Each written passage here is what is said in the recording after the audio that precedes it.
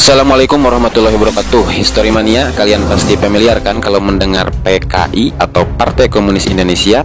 Namun apakah kalian tahu siapa yang pertama kali membawa paham komunis ke Indonesia? Dan bagaimanakah penyebarannya hingga menjadi sebuah partai yang cukup diperhitungkan waktu itu di Indonesia? Oke, video ini dibuat untuk menjawab berbagai pertanyaan tersebut. Setidaknya video ini bisa memberikan wawasan dan informasi bagi sahabat Historia Mania dimanapun kalian berada. Henk Snapelet atau Hendrikus Josephus Franciscus Mary Snapelet adalah tokoh kunci di balik penyebarannya paham komunis di Indonesia. Dia adalah seorang tokoh komunis Belanda yang melanglang buana ke Hindia Belanda setelah mengalami deadlock dalam perjuangannya untuk membuat gerakan mengkomuniskan negerinya sendiri. Henk Snapelet datang ke Indonesia pada tahun 1913, kemudian mendirikan Indisch Social Democratische Vereniging atau yang disingkat dengan ISDV pada tahun 1914.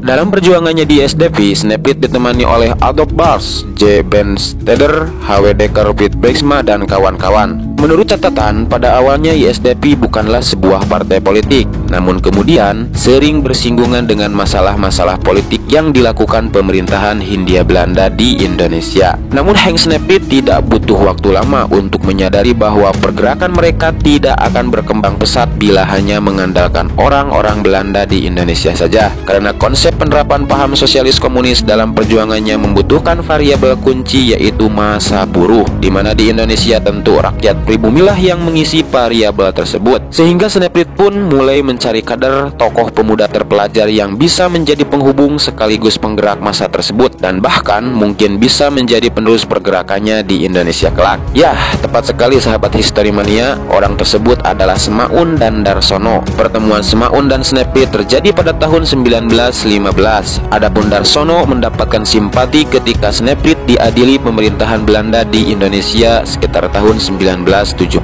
Setelah Snapelet dibuang oleh pemerintahan Belanda di Indonesia pada tahun 1918, maka penerus perjuangan paham komunis di Indonesia dilanjutkan oleh Semaun dan Darsono. Mereka berdua dibantu oleh Musso, Alimin, Sarjono, Ali Rahman, Thomas Majuan, Haji Misbah Marko, dan kawan-kawan. Sebagian besar dari mereka adalah anggota aktif salah satu organisasi pergerakan nasional Indonesia, yaitu Sarekat Islam atau yang disingkat dengan SI. Sehingga perubahan arah ideologi di sebagian besar anggotanya membuat SI terpecah menjadi dua kelompok besar yang sering kita dengar dengan sebutan SI Putih dan SI Merah. Di mana SI Merah inilah tempat orang-orang yang terpapar paham perjuangan ala Marxisme sosialis komunis berada. Keretakan di tubuh SI ini semakin menjadi sehingga Kiai Haji Agus Salim sebagai motor SI Putih mengambil tindakan tegas dengan mengeluarkan tokoh-tokoh SI Merah. Tokoh-tokoh SI Merah kemudian pada tanggal 23 Mei 1920 mendirikan partainya sendiri yang disebut Partai Komunis Indonesia, yaitu pada Kongres ISDP yang ke-7 di Semarang, di mana Semaun menjadi ketuanya dan Darsono wakilnya. Adapun sekretarisnya dijabat oleh Piet Brijksma dan H.W. Dekker sebagai bendaharanya. Tokoh komunis lainnya seperti Adolf Bars, J. Stam, Dengah, C. Kraan, dan Sugono menjabat sebagai komisaris partai. Tokoh PKI lainnya yang ikut berjuang adalah Alimin dan Musso sebagai generasi selanjutnya. Setelah Partai Komunis Indonesia resmi berdiri, maka pergerakan mereka semakin masif dan berkembang pesat di Indonesia. Tokoh-tokoh lainnya mulai masuk PKI seperti Tan Lingji, Setiajid Abdul Majid, Untung, DN Aidit, Syam Khamarujaman, dan tokoh-tokoh yang lainnya. Pergerakan mereka semakin menjadi-jadi dengan dibentuknya berbagai organisasi sayap PKI seperti CGMI sebagai organisasi sayap pelajar, Pemuda Rakyat sebagai organisasi pergerakan dari kalangan pemuda, Berwani sebagai sayap organisasi perempuan, Sobsi wadah untuk para buruh, dan BTI sebagai sayap PKI yang menaungi para petani. Pergerakan mereka mendapatkan tempat tersendiri di hati rakyat Indonesia. Ini dibuktikan dengan masuknya mereka menjadi partai empat besar pemenang pemilu 1955 setelah PNI, Masumi, dan NU. Hal demikian menjadikan PKI sebagai partai komunis terkuat ketiga di dunia setelah Uni Soviet dan Tiongkok. Partai komunis sendiri akhirnya menjadi sebuah partai, organisasi, dan paham yang dilarang keberadaannya di Indonesia, yaitu yaitu setelah peristiwa Gestapo atau Gestop atau juga yang lebih populer dengan sebutan G30 SPKI tahun 1965, terutama setelah berakhirnya kekuasaan Orde Lama dan diganti oleh kekuasaan Orde Baru. Oke sahabat Historimania, tetap jaga Pancasila dan keutuhan NKRI, karena bukan hanya paham komunis yang dapat merongrong keutuhan bangsa kita, namun juga paham lainnya seperti liberalisme, kapitalisme, dan lainnya yang mungkin menggunakan cara-cara kolonialisasi dan imperialisasi dengan model baru. Salam tangguh dan salam belajar sepanjang hayat.